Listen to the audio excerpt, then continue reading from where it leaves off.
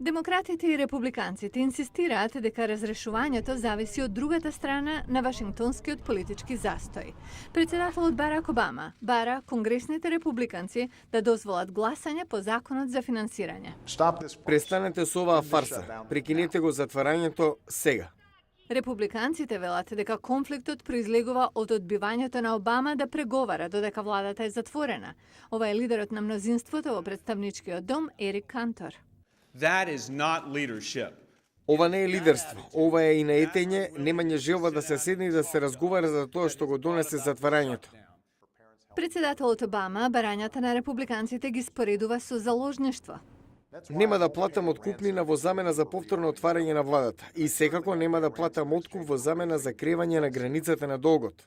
Фрустрациите стигнаа на точка на вриење. Џон Бейнер, спикер на представничкиот дом.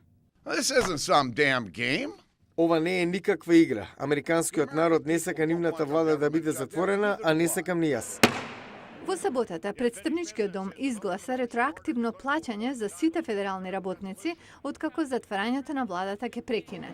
Но владините работници не знаат кога платата ќе продолжи да пристигнува, барајќи конгресна акција. I have a family to take care of. Имам семејство за кое треба да се грижам. За мене ова е реалност и вие сте причина за тоа. Тешко е.